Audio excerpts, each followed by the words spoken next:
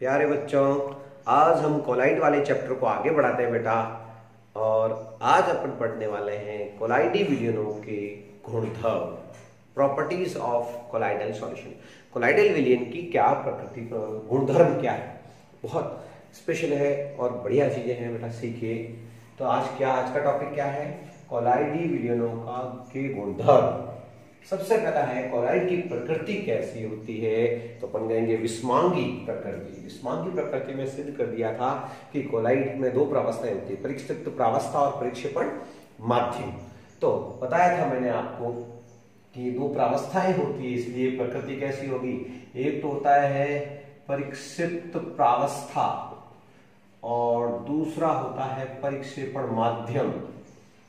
तो दो प्रावस्थाएं हो गई ना भैया। जब एक ही प्रावस्था होती है तो उसको समांगी कहते हैं, लेकिन ये विस्मांगी प्रकृति, प्रक्षेपण माध्यम। और बढ़िया, आपको दूध में देख लो मलाई अलग नजर आ रही है, दूध अलग नजर आ रहा है, तो दो प्रावस्थाएं हो गई। मलाई हो गई आपकी परिक्षिप्त प्रावस्था और जो पानी है दूध के अंदर वो हो गया परिक्षेपण माध्यम। तो विस्मांगी प्रकृति ध्यान है आपको। दूसरा अस्थिरता। कोलाइडी कण हमेशा नीचे बैठने की टेंडेंसी होती है, सेटल डाउन की टेंडेंसी होती है, नीचे बैठता है बेटा हमेशा। ये जैसे इंक है, जैसे ये आपके इंक है, ये इंक को हिला के क्यों डालते हैं इस पेन के अंदर? क्यों? क्योंकि पार्टिकल नीचे बैठ जाते हैं। छाछ पीते हो आप तो उसको हिला के क्यों पीते हैं? या जितनी भी दवाई है, आंख की दवाई है, ठीक है ना, इसके अलावा जो खांसी की दवाई है, सबको हिला के अपन पीते हैं। क्यों? क्योंकि दवाई में जो कोलाइडी अवस्था में होती सारी वो, तो कोलाइडी के कण को हिलाने से क्या होता है, वो एक रूपता हो जाती है। तो छाछ को हिला के जवड़े पीते हो ना छाछ का, तो क्यों हिला के क्यों पीते हो? क्योंकि उसमें एक रूपता आ जाए, मक्खन नीचे नहीं रह जाए उसका। तो बस यही कोलाइडी विलयन है। तो अस्थिर होता है, क्यों? क्योंकि कोलाइडी कण संयोजित होकर के नीचे बैठने की टेंडेंसी रखता है, ये उसकी पहचान है। अस्थिरता, सेटल डाउन होने की टेंडेंसी। सतही क्षेत्रफल। कोलाइडी कण बहुत छोटे होते हैं और छोटे कण होते हैं तो अपन ने पढ़ा था अधिशोषण की क्षमता बढ़ जाती है। तो कोलाइडी विलयन जो होता है उसके नीचे बैठने की टेंडेंसी ज्यादा होती है, तो उसके द्वारा अधिशोषण भी ज्यादा होता है। क्यों? क्योंकि पृष्ठीय क्षेत्रफल अधिक होता है, अधिशोषण अधिक होता है, अधिशोषण अधिक होता है। बहुत बढ़िया एग्जांपल बताता हूं आपको कि कंबल होती है, कंबल पर आप डंडा मारते हो या झटकते हो, कोई आपने स्कूलों में दरिया होती है उसको झटकते हो तो आप देखते हो धूल मिट्टी के कण निकलते हैं, ठीक है ना। स्थिर कण होते हैं, एकदम गतिशील होता है, तो वो सब कोलाइडी कण है। मतलब कोलाइडी कण जो है इनका अधिशोषण ज्यादा होता है, तो इनके द्वारा ही अपन बीमार भी होते हैं। कोलाइडी कण क्या होता है बेटा, शरीर पर भी ज्यादा है। बरसात के दिनों, बरसात खत्म होने के बाद जब धूल मिट्टी उड़ती है तो जुकाम में जो है कर देता है। ये कण छोटे छोटे कण होते हैं जो बीमार भी करते हैं कौन को, और इनका पृष्ठीय क्षेत्रफल अधिक होता है। रंग आप देखते हो कि कलर भी दिखाते हैं, बहुत अच्छा प्योर दूध है ना बेटा, उसमें हल्का सा पीलापन नजर आता है। तो कोलाइडी विलयन जो है प्रकाश को प्रकीर्णित करते हैं और वो कलर दिखाई देता है। तो हल्का सा रंग जो उत्पन्न होता है वो कोलाइडी कणों के ऊपर निर्भर करता है। और रंग, ठीक है ना, प्रकाश, प्रकीर्णित प्रकाश की तीव्रता पर निर्भर करता है। प्रकीर्णित प्रकाश की तरंग दैर्घ्य पर निर्भर करता है, लैम्बडा पर निर्भर करता है, कुछ दैर्घ्य पर निर्भर करता है, तो ये जरूर नोट करें रंग। अगला है ब्राउनी गति। ब्राउनी गति का नाम ब्राउनी गति क्यों पड़ा बेटा? वास्तव में ये है जिग-जैग मोशन। जिग-जैग का मतलब क्या होता है? जिग-जैग का मतलब है टेढ़ी मेढ़ी गति, टेढ़ी मेढ़ी गति, टेढ़ी मेढ़ी गति होती है वास्तव में। लेकिन नाम ब्राउनी गति क्यों पड़ा? क्योंकि इसकी खोज करने वाला कौन था? Robert brown. रॉबर्ट ब्राउन ने केंद्रक की भी खोज की थी, याद देना। रॉबर्ट ब्राउन 1831 में, है ना। तो रॉबर्ट ब्राउन ने इसकी खोज की थी, बहुत इंपॉर्टेंट टॉपिक है। उसके बाद में टेंडर, इनको डिटेल पढ़ाई करना पड़ेगा। तो हम पढ़ेंगे ब्राउनी गति। ब्राउनी गति की परिभाषा और चित्र बनाते हैं। तो देखिए क्या है ब्राउनी गति। खोजकर्ता कौन था? रॉबर्ट ब्राउन ने इसकी खोज की थी बच्चों। तो ये ले लेते हैं एक पानी, वही छाछ समझ लो, ठीक है ना, या इसमें आप ले लेते हैं पानी ले लिया और इसमें ये कण, परिक्षिप्त अवस्था के कण, ये छाछ के कण, इसको हिलाओ या दवाई को हिलाओ तो ये कण अनियमित गति करते हैं। कभी यहाँ चले जाता है, कभी यहाँ चले जाता है, कभी यहाँ चले जाता है, कभी यहाँ चले जाता है, कभी यहाँ चले जाता है, कभी यहाँ चले जाता है, कभी यहाँ चले जाता है। तो किसी कण की टेढ़ी मेढ़ी गति कोई भी दिशा में जा सकता है, इसको बोलते हैं जिग-जैग मोशन। क्या बोलते हैं? यहाँ गया, फिर ये यहाँ गया, फिर यहाँ गया, यहाँ गया, यहाँ गया। तो टेढ़ी मेढ़ी गति को अपन कहते हैं ब्राउनी गति। ये आपकी मर्जी होती है बताओ ये क्या कहलाती है, ब्राउनी गति। तो परिभाषा क्या बनेगी, तो परिक्षिप्त प्रावस्था के कणों की, परिक्षिप्त प्रावस्था यानी वो एक तरह से विलय के कणों की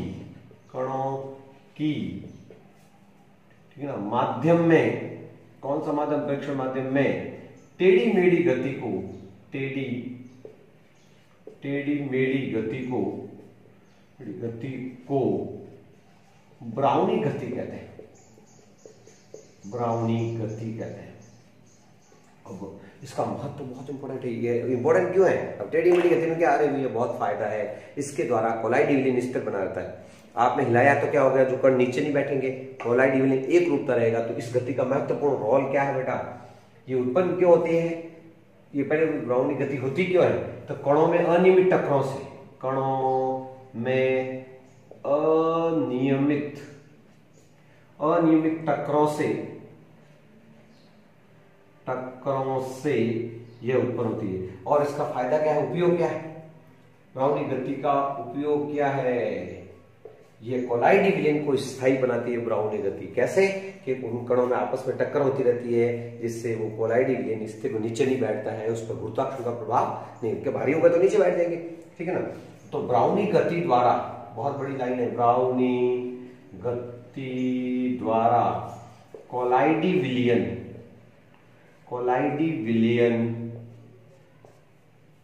स्थिर बना रहता है, अर्थात स्थायित्व बढ़ाती है, अर्थात कोलाइडी विलीन का स्थायित्व बढ़ाती, विलीन का स्थायित्व बढ़ाती है। कोलाइडी कणों पर गुरुत्वाकर्षण का प्रभाव नहीं लेता, कोलाइडी कणों को आपस में मिलने से रोकती है, आपस में जुड़ने से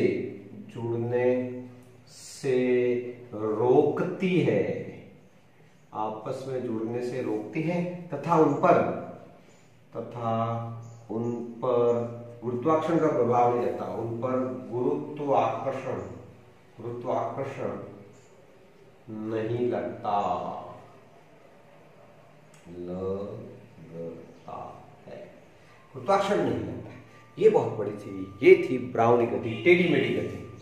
ओके, अब बहुत इंपॉर्टेंट प्रकाशिक गुण पढ़ने जा रहे हैं इसका, और ये आप नाम सुना है वैज्ञानिक टिंडल के हिसाब से, टिंडल प्रभाव। क्या पढ़ेंगे, टिंडल प्रभाव। घुमा के सवाल आता है, क्या होता है जब प्रकाश को, ठीक है ना, प्रकाश पुंज को कोलाइडी विलीन से गुजारता है तो प्रकाश फैल जाता है, इस घटना को क्या कहते हैं, टिंडल प्रभाव।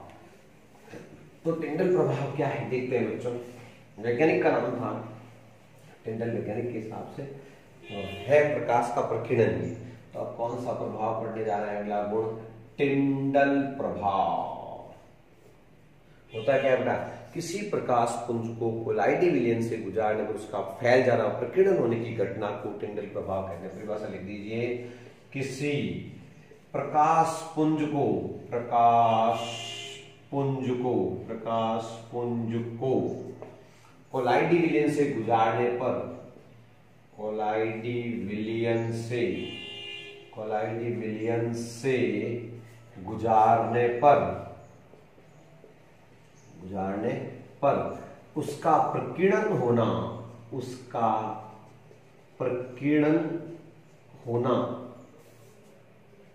होना तथा प्रकाश पुंज का मार्ग दिखाई देना, प्रकाश पुंज का मार्ग दिखाई देना टिंडल प्रभाव कहलाता है, टिंडल प्रभाव कहलाता है। तो ये टिंडल प्रभाव कहलाता है बच्चों। रास्ता देखिए, ठीक है ना। इसके द्वारा आप वास्तविक विलीन और कोलाइडी विलीन में अंतर कर सकते हैं। नॉट पॉइंट क्या है, नॉट पॉइंट क्या है, इस प्रभाव से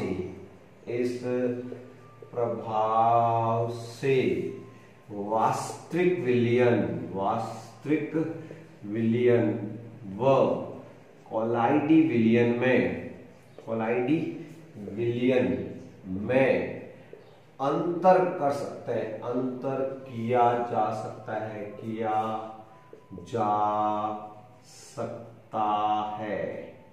अंतर कर सकते हैं बच्चों। कैसे कि ये है प्रकाश का स्रोत, मान लीजिए लाइट का आपके सोर्स है बेटा, source of light S. Okay, यहां से प्रकाश निकल रहा है और प्रकाश को मैं क्या करना चाहता हूं, समानांतर करना चाह रहा हूं यहां से प्रकाश की किरणें, तो मैं क्या लगा दूंगा, उत्तल लेंस। तो ये प्रकाश की किरणें फोकस से आती है, मुख्य अक्ष से समानांतर हो जाती है। ये प्रकाश इधर से जा रहा है।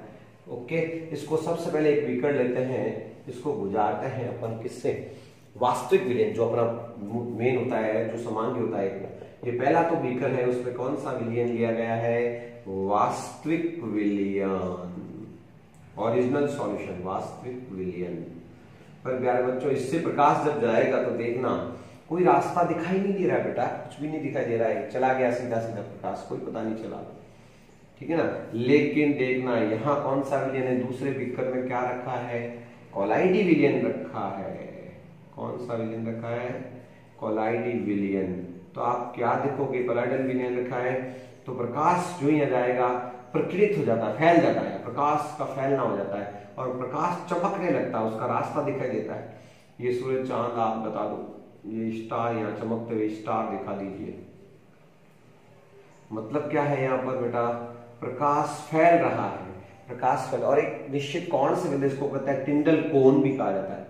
प्रकाश के फैलने की घटना को, जगह प्रकाश विभिन्न दिशाओं में फैल जाता है, इस फैलने की घटना को क्या कहते हैं, प्रकाश के प्रकीर्णन की घटना को टिंडल प्रभाव कहते हैं।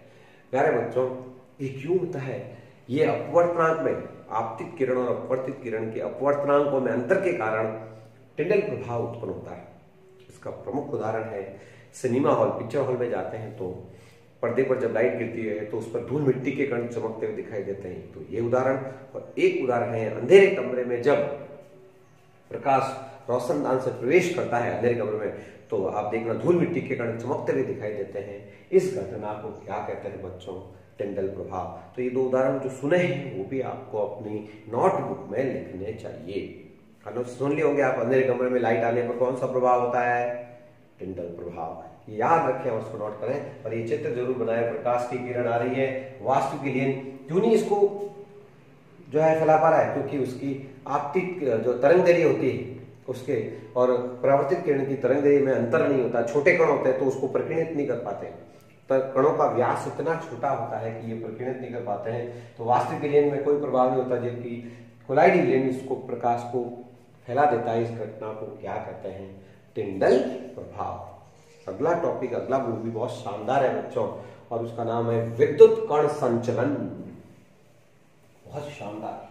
तो सवाल क्या होता है, जब कोलाइडी विलयन से प्रकाश को गुजारा जाता है तो अपन कहेंगे प्रकाश पुंज का मार्ग दिखाई देता है और प्रकाश फैल जाता है, इसे टिंडल प्रभाव कहते हैं। घुमा के सवाल आता है, सीधा नहीं, कोई सरल टॉपिक होता है तो उसमें सवाल हमेशा घुमा के आता है।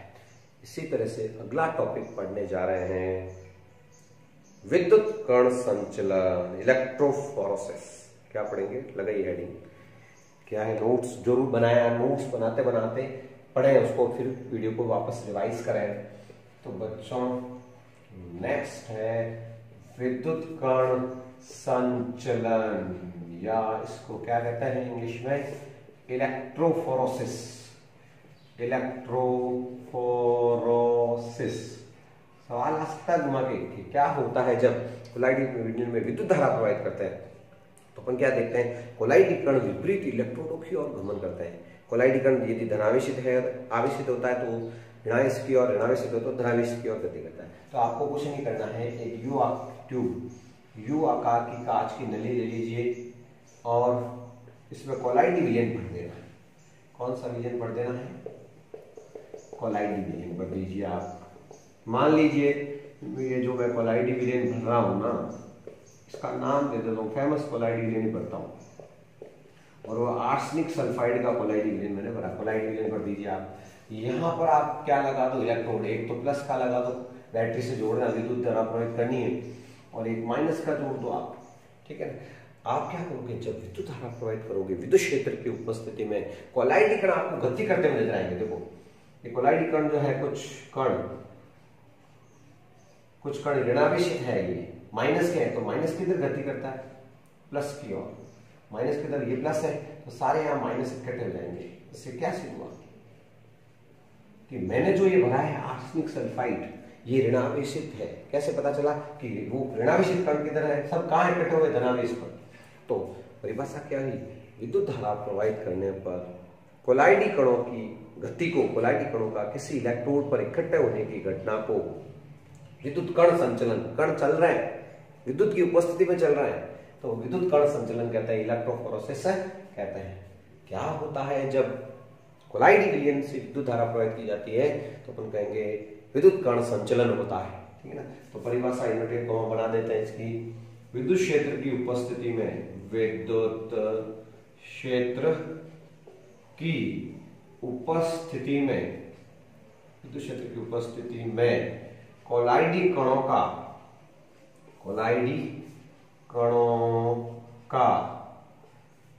का विपरीत इलेक्ट्रोडों की ओर गमन, विपरीत इलेक्ट्रोडों की ओर जाना, इलेक्ट्रोडों की ओर गति करना। प्लस होगा तो माइनस की हो जाएगा, माइनस तो प्लस की हो जाएगा, गति करेगा। विपरीत इलेक्ट्रोडों की ओर गति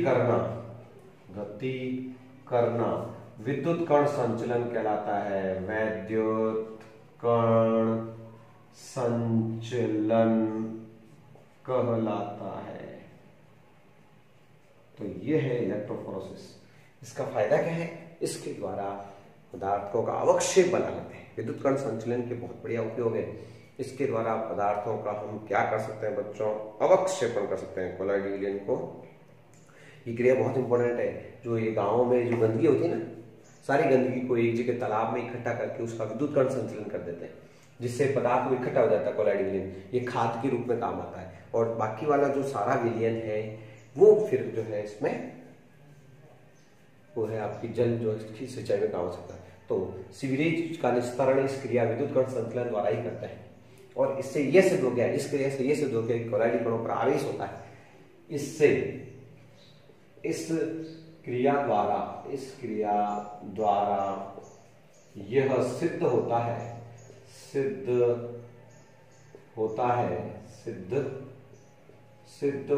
है कि कोलाइडी कणों पर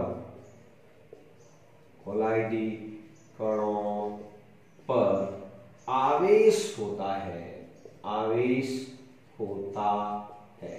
तो इसका मतलब है इनके ऊपर प्लस है या माइनस आवेश है, और आवेश के कारण ही गति होती है, ठीक है ना। तो अब अपन को इसमें आगे बढ़ेंगे, आवेश की उत्पत्ति का कारण क्या पढ़ेंगे बच्चों।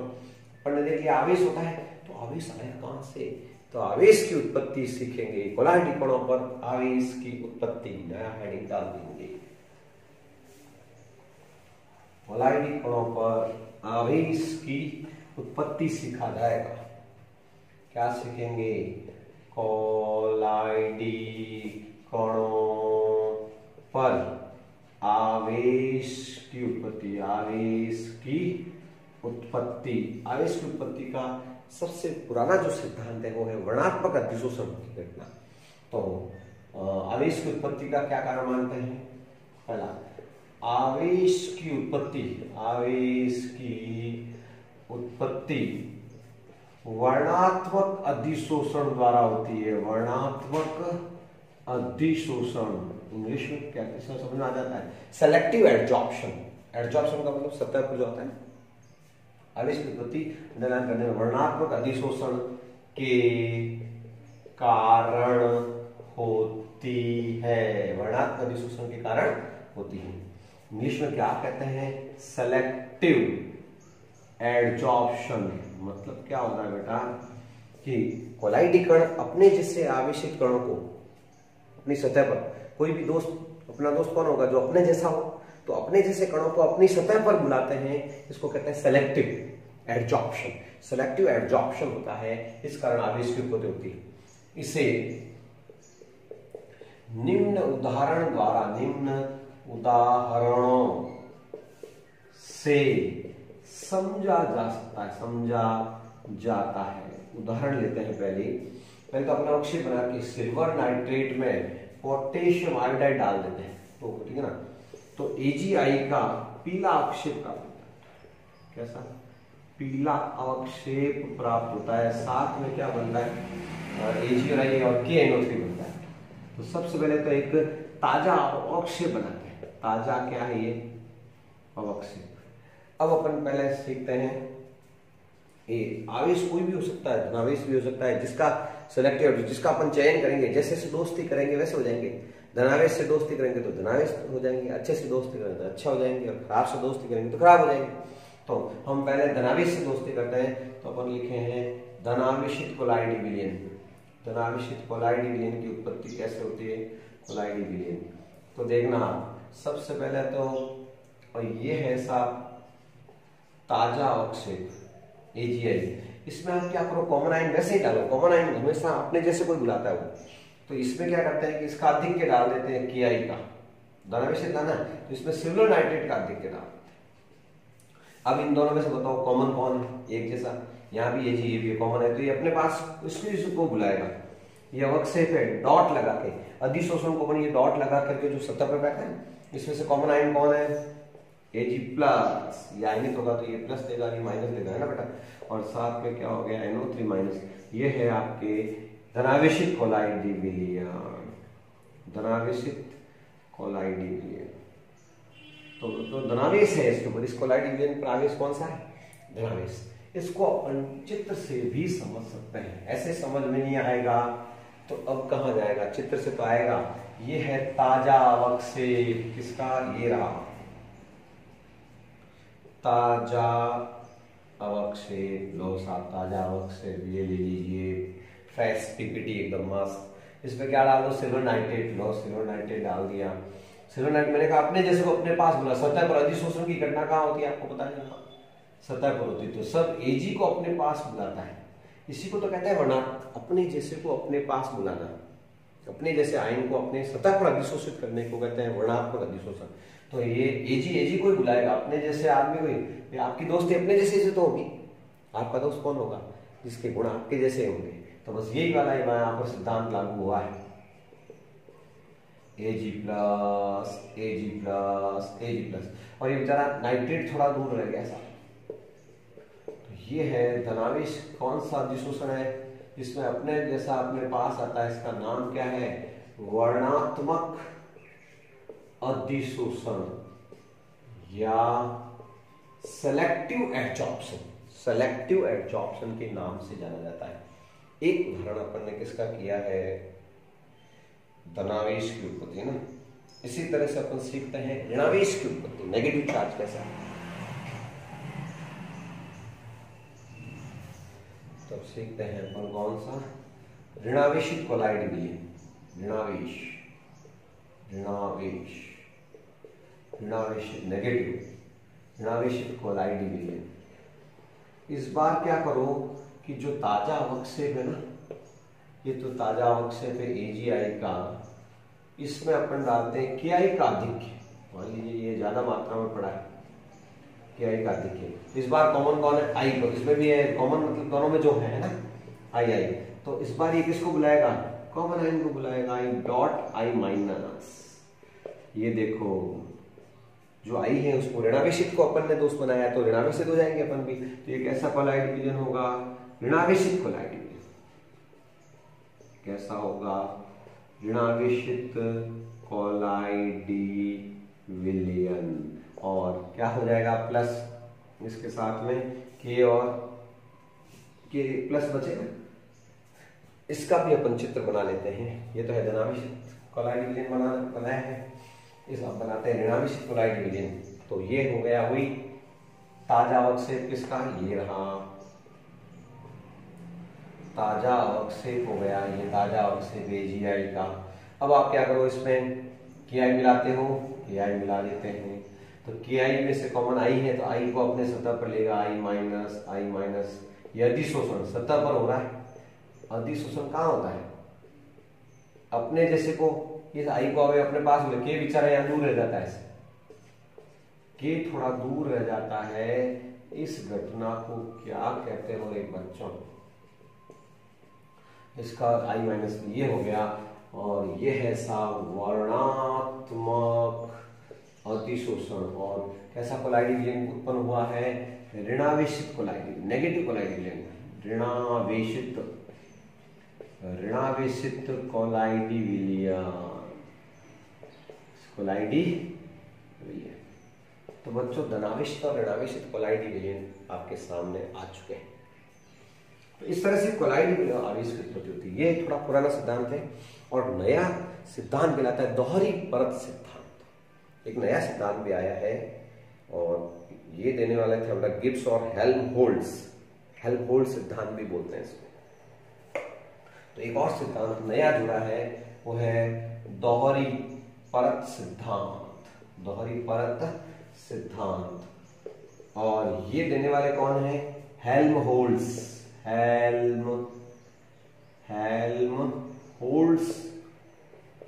गिब्स है ना बेटा, हेल्महोल्ट्ज सिद्धांत भी कहते हैं।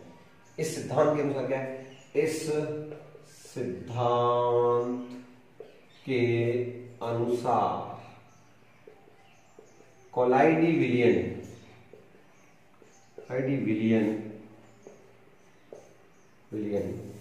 दोहरी परत बनाता है। दोहरी परत आवेश की दोहरी परत बनाता है,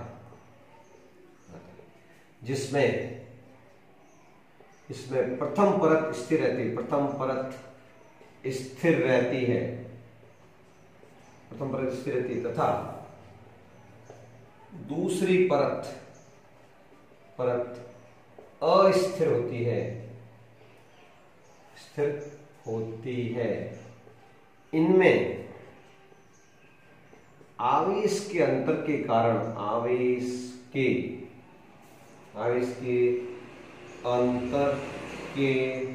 कारण जो विभव उत्पन्न होता है, वोल्टेज ना, विभव उत्पन्न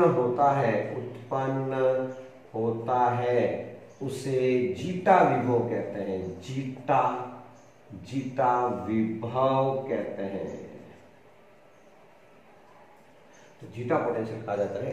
कुछ नहीं है, ये कहते हैं दो परतें होती है। नया सिद्धांत क्या कह रहा है कि दो परतें होती है। जैसे ये जीआई का विलयन है, मान लीजिए इसकी पहली परत हो गई, मान लीजिए आई है, तो ये स्थिर हो गई, स्थिर परत। और दूसरी परत हो गई के की, जो बाहर है, ये दूसरी परत, ये के प्लस के प्लस के प्लस के प्लस के प्लस के प्लस के। तो दोहरी परत होती है, और इन परतों में आवेश में अंतर के कारण जो विभव उत्पन्न होता है उसको कहते हैं जीटा विभव, जीटा पोटेंशियल के नाम से जाना जाता है। तो बच्चों ये थी प्रॉपर्टी। अब आगे और बढ़ाते हैं, एक दो प्रॉपर्टी इसकी और लेते हैं और आगे बढ़ते हैं।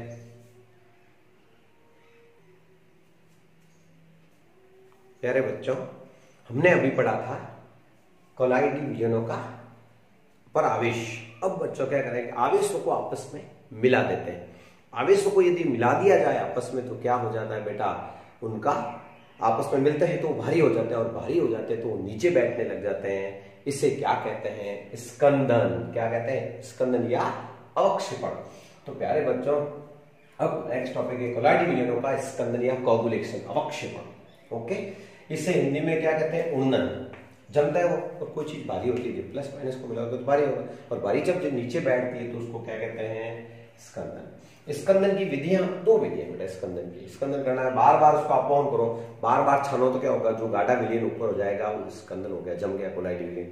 इसी तरह से अपन क्या करेंगे, एक आवेश होता है, धनावेशित है तो उसमें ऋणावेशित आयन मिलाना, ऋणावेशित है तो उसमें धनावेशित आयन विद्युत अपघट्य मिलाना है, जिससे वो क्या होगा, भारी होकर के नीचे बैठ जाएगा। इसे भी अपन क्या कहते हैं? अवक्षेपण कहते हैं।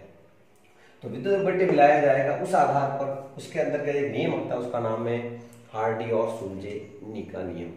इस नियम के अनुसार क्या है बेटा, इस नियम के अनुसार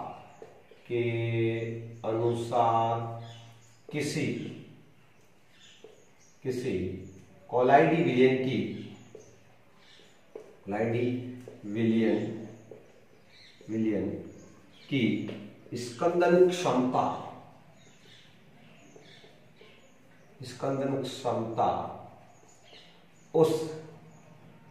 उसमें मिलाए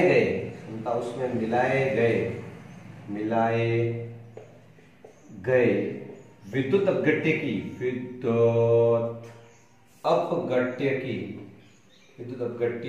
की संयोजकता पर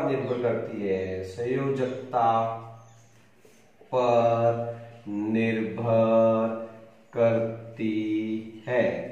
संयोजकता जितनी अधिक होगी, संयोजकता देखनी बेटा, संयोजकता जितनी अधिक होगी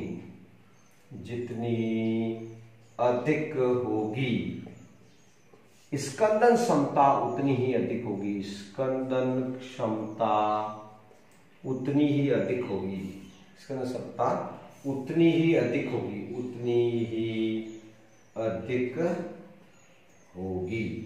अरे बच्चों, इसका उदाहरण ले लेते हैं। उदाहरण ये है आपके सामने, देखिए क्या है कि मान लीजिए मैं कोलाइडी विलयन दे रहा हूं। पहले ऋणावेशित कोलाइडी विलयन। तो ऋणावेशित कोलाइडी विलयन में आप क्या मिलाओगे? धनावेशित विद्युत मिलाना पड़ेगा। क्या मिलाने का? धनावेशित। तो ऋणावेशित विद्युत मान लीजिए ले लेता हूं मैं आर्सेनिक सल्फाइड का है। तो इसमें धनावेशित विद्युत मिलाना है और उसकी संयोजकता देखनी, कुछ नहीं है। जैसे SnCl4 है, मान लीजिए AlCl3 मिला रहा हूं मैं। एक ने मिलाया MgCl2 और एक ने मिलाया NaCl। तो सबसे पहले आपको कुछ नहीं है, संयोजकता देखनी। संयोजकता जितनी अधिक होगी स्कंदन क्षमता उतनी ही अधिक होगी। तो प्यारे बच्चों, इसकी संयोजकता कितनी है? +4 है। इसकी संयोजकता क्या है? +3 है। इसकी संयोजकता क्या है? 2+ है। और इसकी संयोजकता ज्यादा है। ऋणावेशित में धनायन की संयोजकता देखनी, इसकी 4 है। तो सबसे ज्यादा स्कंदन क्षमता किसकी होगी? Sn+4 की। तो तीर लगा क्या लिखूं? स्कंदन क्षमता का घटता क्रम। स्कंदन क्षमता का घटता क्रम। इसी तरह से एक उदाहरण और ले लेते हैं कि मान लीजिए आपके विलयन कैसा है? धनावेशित कोलाइडी विलयन है। धनावेशित कोलाइडी विलयन है बच्चों। और धनावेशित कोलाइडी विलयन है तो उसमें आपको क्या मिलाना है? ऋणावेशित कोलाइडी विलयन मिलाना है। क्या मिलाना है? ऋणावेशित, नेगेटिव। तो बच्चों उसमें अपन ने मिलाया है FeCN6 -4 मिलाया है। एक मिलाया है इसमें अपन ने फास्फेट आयन, है ना। एक सल्फेट आयन मिला दिया और एक अपन ने मिला दिया सल्फेट में 2 संयुक्ता, इसमें Cl-। संयुक्ता देखनी है, चाहे संयुक्ता प्लस और माइनस, संयुक्ता अधिक ही देखनी है। तो संयुक्ता जितनी अधिक होगी स्कंदन क्षमता उतनी ही अधिक, ठीक है ना, ठीक होगी। तो ये स्कंदन क्षमता का घटता क्रम। स्कंदन क्षमता का घटता क्रम। तो प्यारे बच्चों, ये था क्या? हार्डी और सुलजे का नियम। बहुत सिंपल था, इसको और आगे अपन बढ़ाएंगे।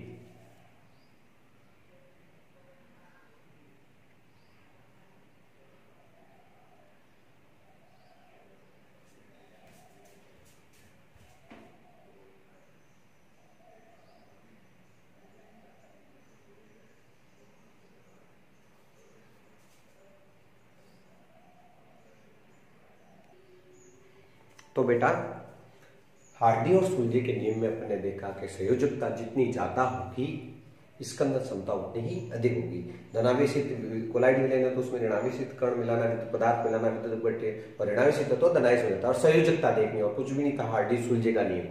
और उसमें एक शब्द आता है स्कंदन क्षमता। स्कंदन क्षमता क्या होती है? विद्युत अपघट्य की वह न्यूनतम मात्रा जो आप मिलाते हो, न्यूनतम मात्रा जिसकी सहायता से कोलाइडी विलयन का स्कंदन हो जाए। जो अपन ने मात्रा न्यूनतम मात्रा मिलाते हैं उसे स्कंदन क्षमता या उन्नन क्षमता कहते हैं। जो पदार्थ की मात्रा मिलाई जाती है। स्कंदन क्षमता ज्ञात करनी हो तो मिलाई गई विद्युत अपघट्य की मात्रा, ठीक है ना, बेटा कुल आयतन, कुल कितना आयतन है उसमें मिलेगी मात्रा इंटू मोलरता और इंटू 100। ये ऊपर भी 100 ही ऊपर ही बेटा, ये होती है स्कंदन की क्षमता ज्ञात करने का सूत्र। और प्यारे बच्चों, लास्ट है स्कंदन मान। एक नई चीज है, स्कंदन मान एक अलग ही चीज है, इसको आप कहीं कॉलेज में पढ़ोगे। स्कंदन मान और स्कंदन क्षमता एक दूसरे के व्युत्क्रमानुपाती हो। कहीं स्कंदन मान यदि दिया हुआ है तो स्कंदन क्षमता के व्युत्क्रमानुपाती होता है। इस प्रकार प्यारे बच्चों ये थे कोलाइडी विलयनों के गुणधर्म। अब अपन इसको आगे बढ़ेंगे। ये कोलाइडी विलयन क्या हो रहा है, अवक्षेप बना रहा है, ये अच्छी बात नहीं है। कोलाइडी विलयन मिल रहा है, अवक्षेपण है ना, हम उसको रोकना है तो आगे के टॉपिक में अपन पढ़ेंगे रक्षी कोलाइड, जो कोलाइड की रक्षा करेंगे। जो कोलाइडी विलयन जैसे इंक है, कोलाइडी विलयन वो नीचे बैठ रहा है, मान लीजिए दूध फट रहा है तो उसके अंदर डाल देते हैं अपने कुछ पदार्थ जिससे फटे नहीं, या जो शई बनाते हैं पेन की शई उसके अंदर गोंद मिला देते हैं, तो वो कोलाइडी विलयन की रक्षा करता है। ऐसे कोलाइडों को रक्षी कोलाइड कहते हैं। तो अगला जो टॉपिक होगा वो कोलाइडों की रक्षण क्षमता पर आधारित होगा। धन्यवाद।